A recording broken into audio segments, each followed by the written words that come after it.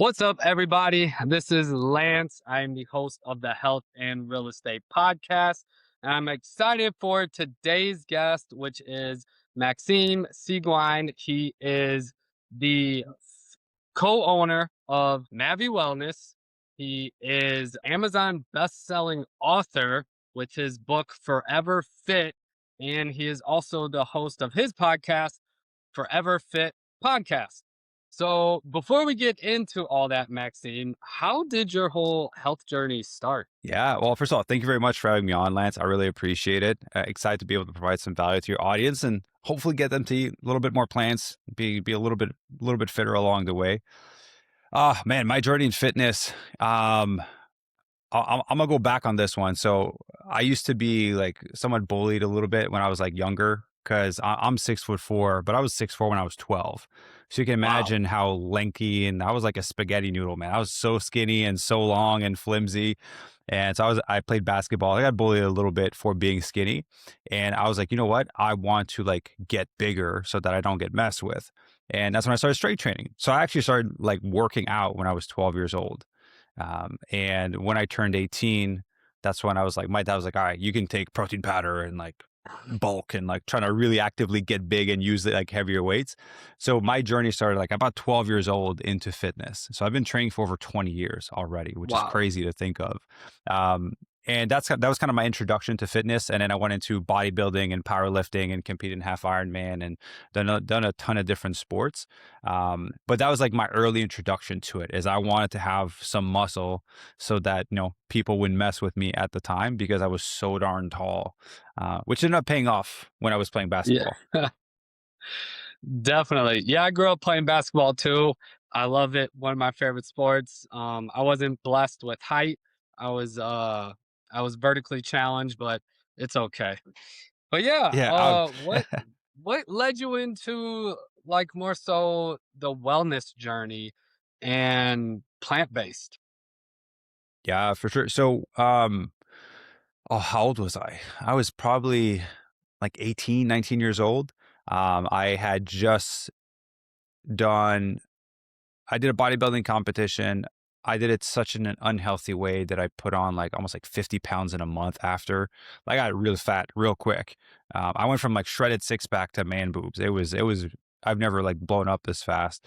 And then I was like, you know what? I'm just gonna be fat and strong. So then I found a sport that would allow me to be fat and strong. So I got into bodybuilding, to powerlifting, because like they're fat and strong and I can just eat Yeah. whatever I want and justify it because that's a part of the sport. But then, I did that for a few years and then I got recruited to do high fashion modeling. My friend brought me to his agent because I was just hanging out with him and she saw me and she's like, I see something under those big chubby cheeks. I feel like there's a jawline under there. I was like, she's like, should I lose some weight? Let's do a photo shoot and see what can happen. Cause I'm 6'4" and I was like somewhat of an athletic build, even at 240 pounds. And so I went on Google and I was like, what's the way to get the skinniest, the fastest? And then vegan showed up, said vegans are skinny and weak. I was like, I don't like the idea of being weak because I was a power lifter, right? I prided myself on my strength. And, disclaimer, you can be strong and fit as a vegan and on a plant-based lifestyle. Mhm. But I didn't know that back then. So like I fully committed to being okay with being weak just so that I could be skinny. And then for the next 8 months, I proceeded to stop strength training, just do cardio, went vegan instantly. So I went from a dozen eggs for breakfast with a cup of oatmeal, some blueberries and peanut butter, because I ate that same meal every day for like 4+ years, to having bananas, dates, and frozen blueberries for breakfast. Wow. And so that was kind of my introduction to veganism, was like I needed to get skinny.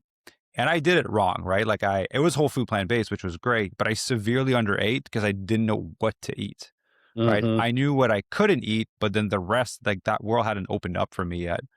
And so I proceeded to severely undereat on a whole food plant based lifestyle, stopped strength training, did a ton of cardio, lost 80 pounds roughly in about 8 months. And I was able to get some modeling contract and kind of work around the world. But that was the introduction to veganism. That's not wellness because I felt terrible and weak as I was severely under eating and not, strength training at the time. And then fast forward like a few years into it, when I got out of modeling, I stopped modeling. I was like, cool, like I don't need to eat this way anymore because like I'm done this whole thing where I have to be skinny. But the thing is, I started to feel so good. My digestion was better. My Mhm. nose wasn't clogged up. The tension in my head was gone. Like there's so many benefits that came from it.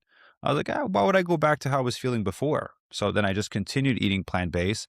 And, along those years, I watched Forks Over Knife and a few other documentaries that, showed me that, like, hey, there's risk of cancer and heart disease and all these issues that come with it. And that's kind of when my wellness journey started a little bit later after I transitioned to veganism, um, because it was purely for, if you want to call it, vanity reasons at the beginning, so I can be skinny enough to fit in those darn clothes that they. I went from an extra large to like a medium, like a small medium shirt. Yeah, it was awful to try to fit into that. But that was kind of the introductory to the wellness journey. And then what really locked it in for me that set me on this path is when I was 21, about to turn 22, I met my late partner. Within 3 months of us dating, she got diagnosed with breast cancer. And I told her, like, the doctor gave her a year to live. And I told her, I was like, hey, I've been doing this whole food plant based thing for like a lot, like many years at this point. There's a lot of studies backing that this can help to, reduce the risk of getting cancer and dealing with some of these chronic illnesses.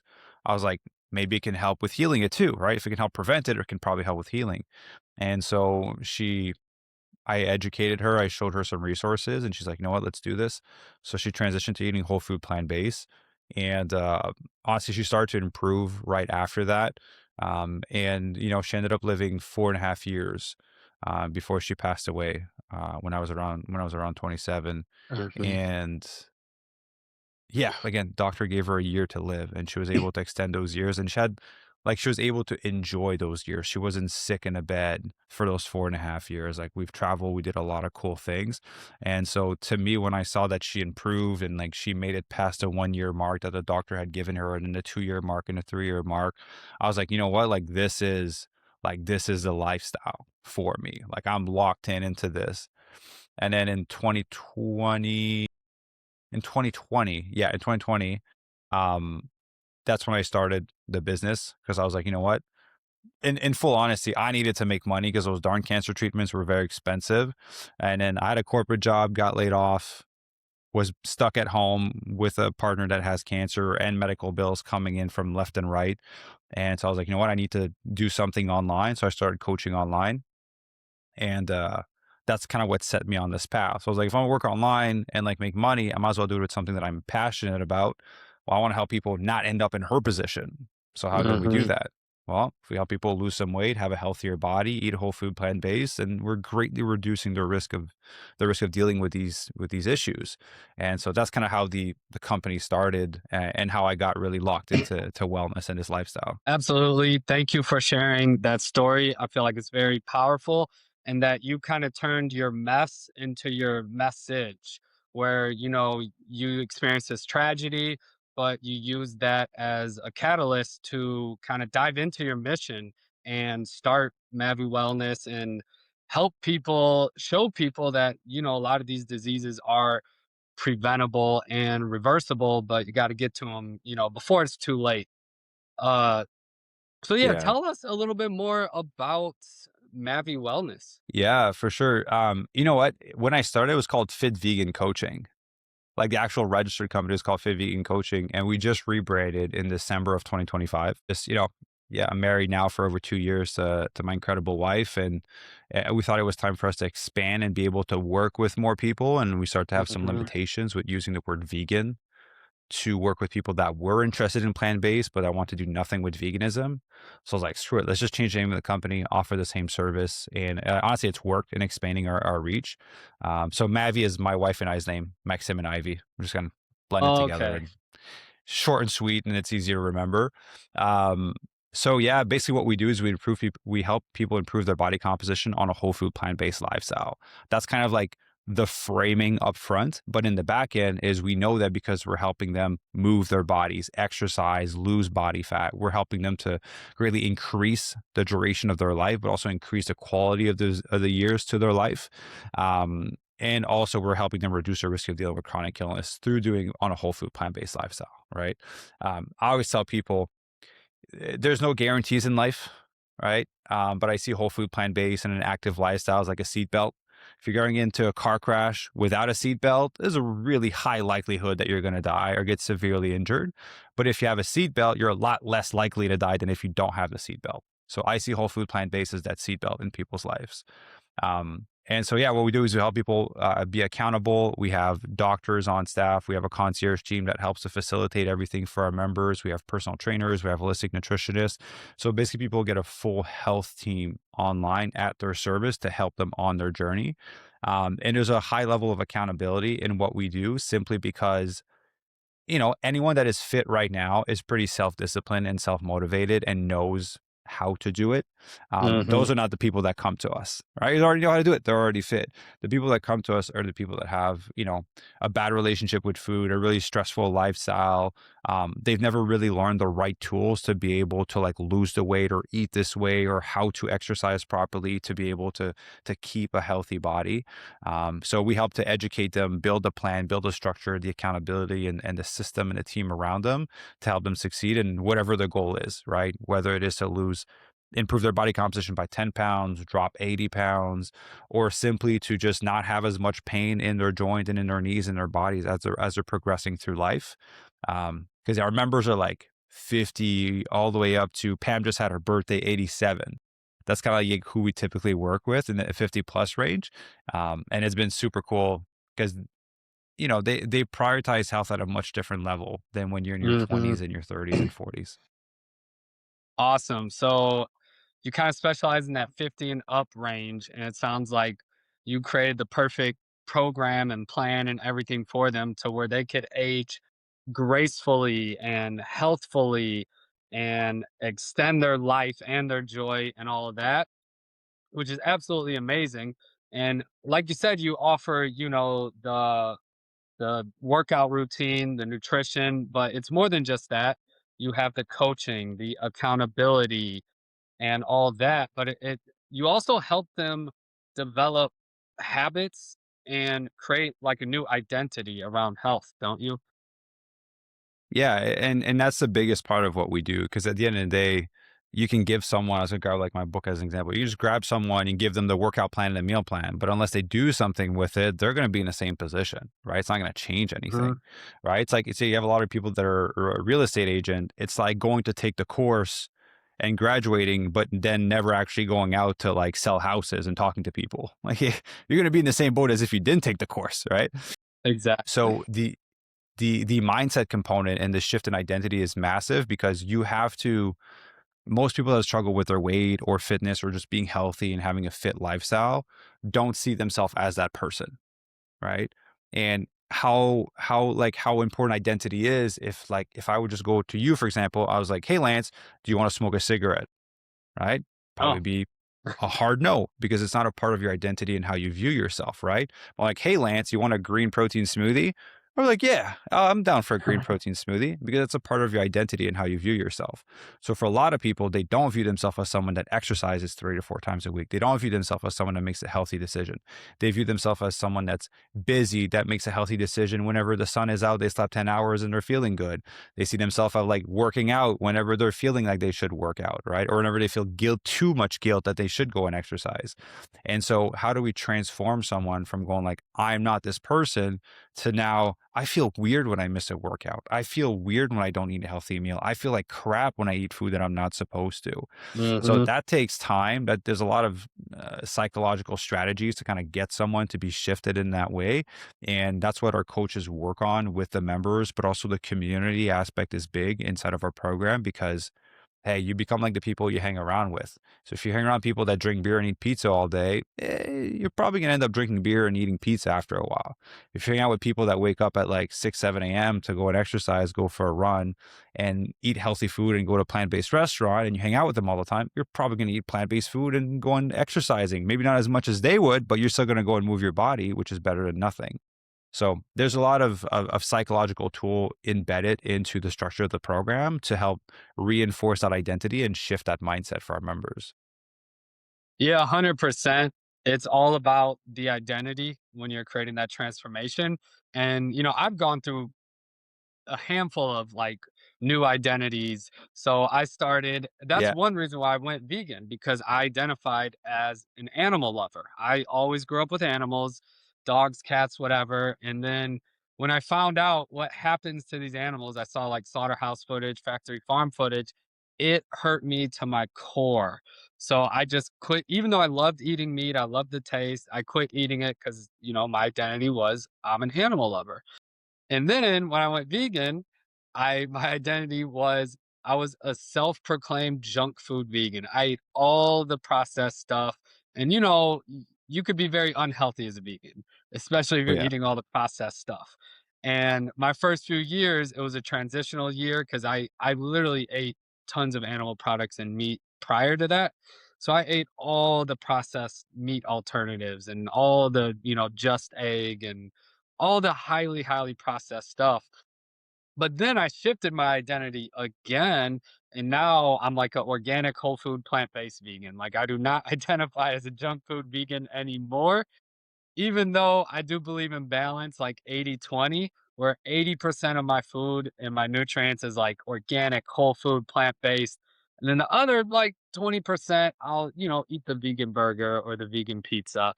But I do kind of feel like crap afterwards. It feels good for 5 minutes, but then for another Yeah. hour or two, I'm like, oh man, it drained my energy. But that's kind of my sweet spot. So what are some of your strategies that you tell your clients to kind of like keep this lifestyle, this new identity sustainable, where you don't go 0 to 100, kind of how you did with your bodybuilding competition? You went from six-pack abs, and you said a few months later you were like 50 pounds overweight. Yeah. Yeah, for sure. I think there's a few things to that. One is the speed at which you go will determine the lessons that you will learn. So if you go real drastic, for example, with fitness and weight loss, where you severely cut your calories, you isolate yourself from trips, from going out to a restaurant with friends, and you're like, no, I'm going to lock in for 3 months and I'm just going to work out 5, 6, 7 days a week. And I'm not going to eat out. I'm not going to hang out with friends. I'll meal prep everything. Cool. You're going to get fantastic results. Don't get me wrong. But what are you learning? You're learning how to live like that. You want to live like that for the rest of your life? Mhm. Man, I'm traveling Asia for the next 3 months. I'm not meal prepping for the next 3 months, changing Airbnbs and hotels every Monday. I'm not doing that.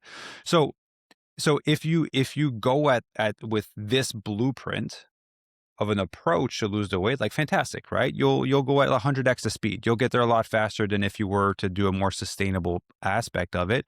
But the thing is, how long can you maintain whatever blueprint you just decided to commit to? Right? So to me, I'm on the same boat as you, man. 80-20, 90-10. Like I'll eat whole food plant based for 80, 90% of the time. Another 10 to 20% of the time, I'll eat things that I want to enjoy. And some days are like 100%. Sometimes I'm 4 days in a row, Mhm. 100%. But then my wife and I will go on a date night. Like we're in the Philippines. We found a delicious plant based traditional Filipino restaurant here. And then some of it's not whole food plant based, a little bit of processed stuff. Like, fantastic. I'll have a little bit of it. I will not deprive myself of the experience of eating there and having a beautiful date night with my wife. Right. And so I think it's choosing the method that you know you can sustain for the rest of your life. I don't know for you, but I'm gonna eat out probably several times for the rest of my life, right? I'm probably gonna miss workouts for the rest of my life. I'm probably gonna be traveling a lot for the rest of my life. So I have to learn how to work out in less than ideal conditions. Like yesterday, man, one gym we went to smelled so humid and my lungs couldn't take training in there. And then the other gym, they were just locking it in for the people that stayed at that hotel. So I was like stuck in here. I was like, I went to go buy a resistance band. I did resistance band workout in the Airbnb, right? Was it less than ideal than like squatting the full weight that I wanted to squat and doing the leg extension I wanted to do? Like, yeah, but was it something? Yes. And so you have to learn to be adaptable with the approach and continue to live your life as you want to live it and make sure that your food decisions and your exercise are a part of that lifestyle versus trying to like have those binders on for the horses when they're racing and just not see anything else besides just that. Because so many people do that and great, you'll get results really fast. But like, if I check in on you in 4 years from now, are you still going to be in that shape? Mhm. Most people are not going to be. Over 95% of people in North America are not going to be after 12 months. So how do we defeat the odds? Well, let's just have a different blueprint that allows you to be able to enjoy your life, but learn how to make the right decisions. And that's what we teach our members. That's how we live. That's how we travel. That's how I'm going to be able to travel over the next 3 months and not put on 40 pounds of being on vacation for 3 months, which most people would in like 3 weeks. Absolutely. Yeah. Usually, when you have that short term intensity on something, it's usually not sustainable. And it's so much better to just have the consistency over crazy intensity because the consistency is usually much more sustainable years to come. And that helps you build the habits and create the new lifestyle changes and the new identity. So, what's the mission behind Mavi Wellness? Yeah, so I created this mission after my late partner passed away. So she was a bit older than me. She was 12 years older than me. So she was 39 when she passed, and I was 27.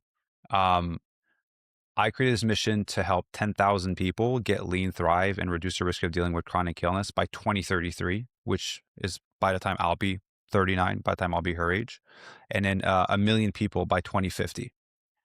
And so we set this mission. I only set the mission to 10,000 by 2033 because I thought that was like such a massive goal and my brain couldn't comprehend because I had only transformed like 10 people at the time, you know? And so, but as we progress, I was like, cool, I'm pretty confident I'm going to be able to hit that. But then I'll set another goal that's bigger that forces me to have to get out of my comfort zone and do things to be able to reach more people. I was like a million people by 2050 because it seems like such a crazy amount of people. So I'm happy to report, like, we're almost 6 years into doing this. With our coaching program, we've helped almost 1,200 people one on one since we've started. And but then as we progress, I was like, you know what? With our trajectory of how much we grow every year, I'll be close to 10,000 by 2033. But then my worry was like the million people by 2050. I was like, man, how am I going to reach that many people one on one? Like, how many coaches do I need to have on my payroll and how much marketing we need to do? Like, it's going to be so much work. So I was like, you know what? I always counted a life as someone that we work with directly one on one, not as a YouTube subscriber, not as an email subscriber or follower, like someone that we had direct impact to that had access to all of the information that we provided. And so I was like, all right, let me just grab all the information and everything that we know from coaching 1,200 people, you know, almost over 6 years. Let me put it into a book. That way I can feel confident that if people have that book and they implement the information, they will have the full context and information to be able to transform themselves. And I will feel comfortable counting that as a life transform, right? Like Mhm. I don't want, sounds funny, but I don't want a freebie life transform. Like I could count followers and I already passed that. I was like, want someone that actually got the information. And so that's when I decided to write the book, Forever Fit. And the whole book is those blueprints we talked about of a blueprint of unsustainability or sustainability. The sustainable blueprint we've been teaching our members for almost 6 years, I've put in the book so that every book sold can count as a life transform.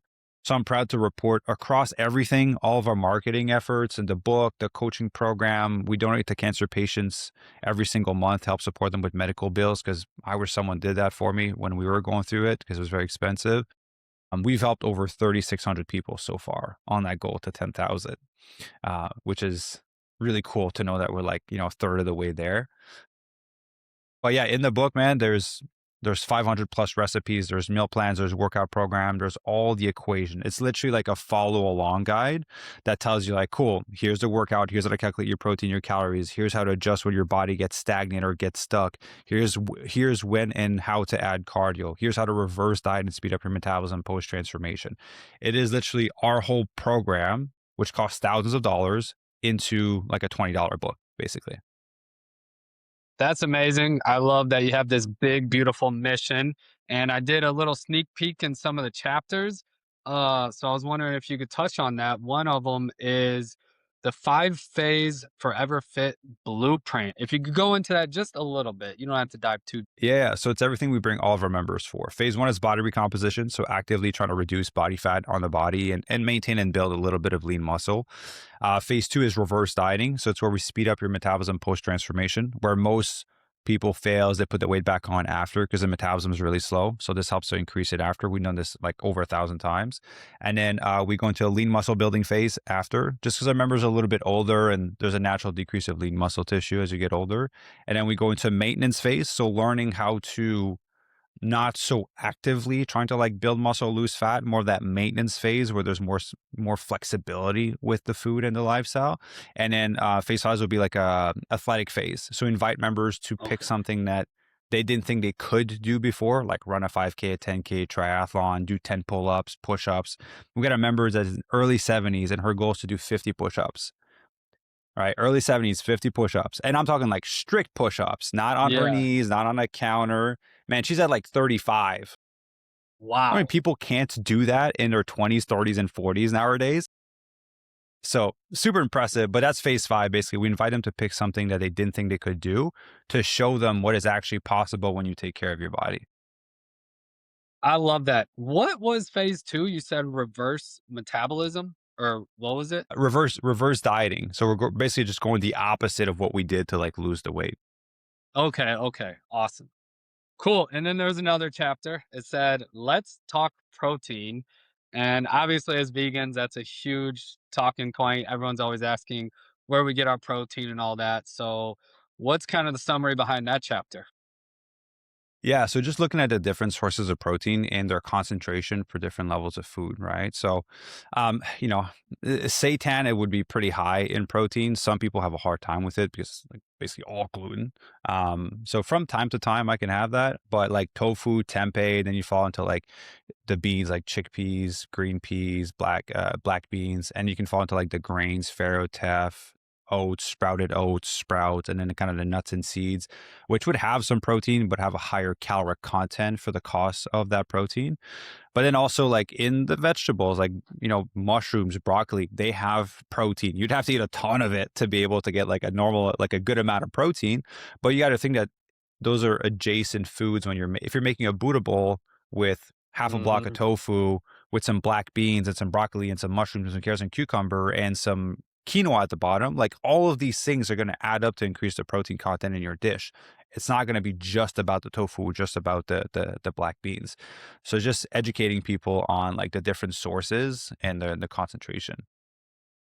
Absolutely. Yeah, I didn't realize how easy it can be to get all your protein as a vegan. Because, like you said, when I first went vegan, I just kind of thought of like the tofu or the beans, but it's the broccoli, it's the spinach, it's the quinoa, it's all those combined. You get so much more than you actually think. So, Yeah. yeah. And then there was one other chapter, last one that I thought was intriguing was the Forever Fit training framework. What's the framework? Yeah. So now we provide a workout program for people. But usually how we like to transform someone is we like to start with a little muscular endurance phase for most people. Um, we don't have I've had a few like super athletes that came into the program that were very advanced, and obviously we meet them where they're at for that level, but every single one of our members, we meet them where they're at with their training, and a lot of them are fairly new to it. So we like to start people off with like a frame of like muscular endurance. So like higher amounts of repetitions, lighter reps, just to Mhm. get the muscle connectivity going. Because what's the point of grabbing a 55-year-old that's never really squatted in their life and putting 80 pounds on their back and squatting when their knees are going to go on the inside, their back is going to lean forward, the muscle's not going to be firing properly. So by grabbing a lower amount of weights, higher amount of repetitions, and focusing on form, we're able to teach them to move properly and efficiently, and obviously reduce the risk of getting injured and not getting injured. And we help to teach the body to fire properly. Right? When you do a squat, you should be like a piston. Your knees shouldn't be wobbling. You shouldn't be leaning back and forth with your back as you're coming up. You should be real tight and just basically go up and down. And then same thing for all the other exercises. So we like to start people there to kind of get everything firing, and then depending on what their goal is, then we'll move to like maybe muscular hypertrophy, right? Kind of the size of the muscle, or some strength if they want to work on their strength, and then we can just kind of go from there. But we build the solid foundation to build upon from there. Absolutely, and I had to learn that the hard way. When I played a lot of sports growing up, still play recreationally now, and when I was younger, maybe up until about late 20s, like, I would always lift real heavy, like low reps or max Yeah. out reps and stuff, And what I've learned is when I would do that and play sports, I would always pull a hammy or pull a groin, or like I was always pulling things and injuring myself. So then I Yeah. started lifting lighter weights, but more reps. And that helped with injury prevention. So I had to learn that the hard way. Um, but yeah, so that's what I focus on now is more longevity, injury prevention, and I don't, care about how much I lift anymore. I just want to be fit forever, just like your book. Yeah, nah, man. As you get, I mean, I say as you get older, like my members are like double plus my age. But I mean, like as I'm getting older and I've been an athlete my whole life, to me, the impressive part is not can you squat 400 pounds, is can you go throughout your day without your knees and your hips hurting and without Hmm. having limitations from your body, right? Um, I say like for people in the book, they asked me in some of the other conversation, like, what does fit mean? So being fit is having a body and health that isn't a limitation to you living your best life.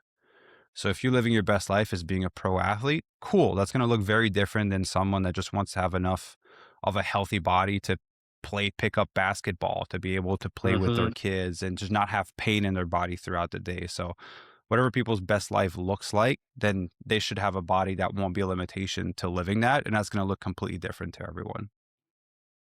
Definitely. I love it. And what I love about like your frameworks and everything you're saying is that like you just like simplify it and you just try to make it easy and sustainable. And that's like one of my whole things with the health and real estate podcast is like my slogan is health made simple, real estate made fun. Cause I'm all about making things simple and fun.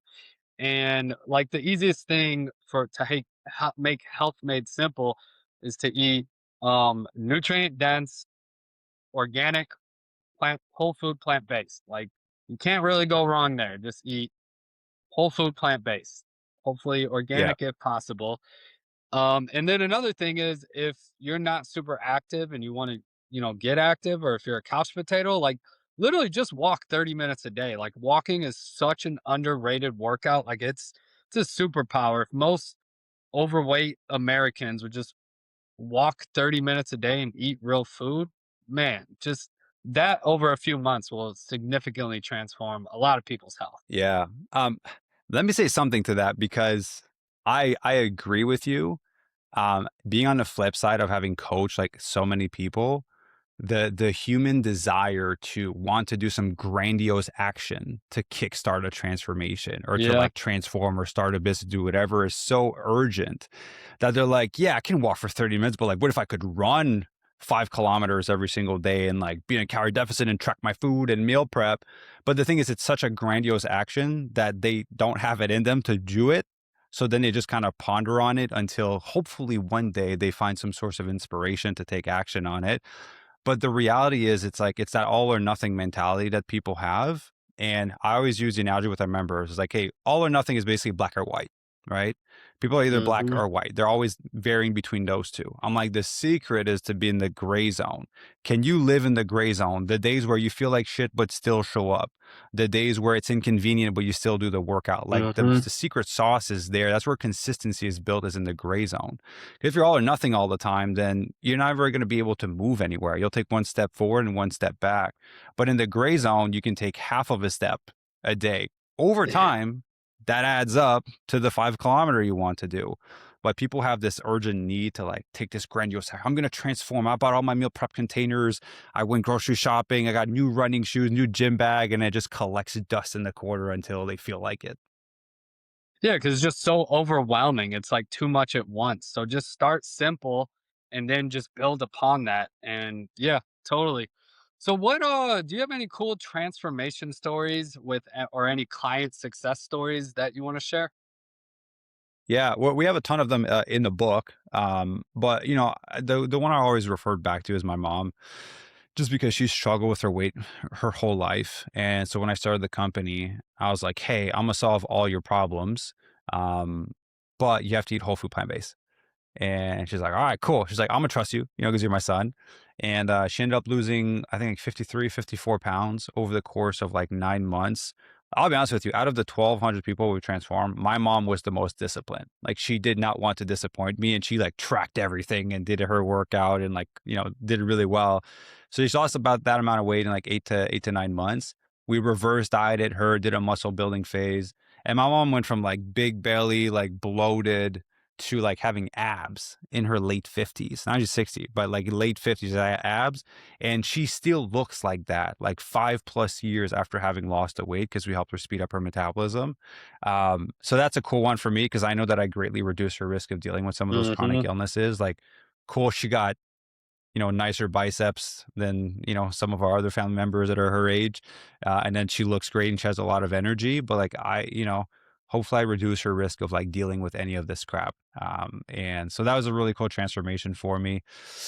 Another one we had Dr. Jade. She's in the book too. She came into our program like 3 or 4 times. She kept coming back because of the first time she wanted to get pregnant. And I did a podcast with her. So everything I'm sharing right now is, as much as it's vulnerable, it's all public. She shared it openly and it's in the book too. But came into the program, wanted to lose weight so she can have a baby, got pregnant, lost a baby, came back into the program to get healthy so she can get pregnant, got pregnant, had the baby, then got cancer, won it, came back to get healthy after. So she's just an absolute machine. Has been she's like a really close friend that I've never met. I haven't met her in person yet, but like we talk every month. Like she's super awesome. Um, so yeah, we have a ton of great transformations like that in the book. Robert Cheek, we transformed Robert Cheek. Also, we transformed Alexandra Paul from the original Baywatch. We've had a lot of cool members throughout the years. That's really cool. I love those transformation stories. I was actually involved in a animal rights rescue action with Alexandra Paul, which was Nice. cool. Yeah, and but yeah, the favorite one is the story you shared about your mom, because I'm such a mama's boy, and as I'm getting older, I live in a different state than my mom, so I'll see her like 3, 4 times a year now. But it's man, it breaks my heart because every time I go home, I can see her age a little more now, and I'm just like, oh Yeah. my god. So you inspired me. I'm actually gonna buy a book and gift it to my mom, and really just focus on our health, because health is wealth. It's everything. So thank you for sharing Yeah. that story. And yeah, I'm getting that book for you, mom. So hopefully you can be my best client too. Well, awesome, man. Do you have anything else you want to share about the book? Um, about the book, honestly, if you're I say, I don't like people like buy the book or don't buy the book. But if you have a desire to want to get healthier and fitter and improve your body composition, and what you've tried before hasn't worked, and you identify with what I said earlier, you can lock in for a certain period of time and then you just kind of end up ballooning back up and not being where you want to for an extended period of time and for the rest of your life, which is the ideal. Get a copy of the book, right? It's like whatever, 19, 20 bucks on Amazon. I think the Kindle is like 9 or 10 bucks. Like, it's super cheap for you to be able to have access to the information. But not only getting the book is going to be the first step, but the actual step, and it's what I leave everyone with at the end of every podcast I do and every lecture I do, is that everything that's in the book, everything I just shared in this show, will be absolutely worthless, and none of it will change your life unless you do something with the information, right? So don't try to read the book all in one go and then try to take this grandiose action of like, okay, I'm gonna start working out, changing my nutrition, doing my steps, improving my sleep, putting my phone down 1 hour before bed, and doing all this stuff. Read the book and start implementing as you move along, right? Just kind of start taking those small actions, learn to live in that gray zone when you don't want to, when it's less than perfect, because that's where the secret sauce is. That's where consistency is built, because consistency compounds just like money, right? You can do a shitty workout every day, right? You can do a shitty workout 5 days a week for 6 months.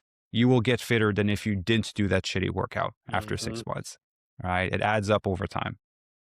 Definitely, 100%. So yeah, I'm gonna encourage everyone. Step one, go and get the book and read it if it resonates with you. And then if you want more like coaching or accountability or community, then I'm a highly encourage you to reach out to Maxime and join Mavi Wellness. So, with that being said, how can people reach out to you? Yeah, sure. It's just mavywellness.com, Mavy wellness.com. If you go on there, there's some information about the program, but the first step is to book a call with our team. Uh, we do that for multiple reasons. One is want to make sure you're healthy enough to start the program. Two, we want to make sure that we're a good fit to be able to help you and that you're a good person. We have a pretty cool community, and we've turned people around from being in that community because they were less than enjoyable to have a conversation with and pretty rude. So you can be sure that people that do come in are awesome people because they do get filtered out before coming in. We don't, we don't have an issue of like having not enough people coming in. There's like a lot of people wanting to come in, so that's why we have to filter, because we have limited availability for our coaches, and finding good coaches that are qualified, that actually have a heart to serve, that are whole food plant based is pretty hard to find. So Mhm. everyone goes through a pretty big filtration process. So booking the call, it's free. At the end of the call, if it's not a good fit for you, we're still going to create you a meal plan to get you started on your journey. That way you have some step of action, and it'll be custom to your macros and protein goals and everything for you to start your journey based off of whatever you shared on that call. But that'd be the best way, mavywellness.com. Awesome. And I will include all your links and info in the show notes so people could easily click it from there. So, thank you so much. That is a wrap. I appreciate it, Maxime. Yeah, thank you for having me on, man. I appreciate it.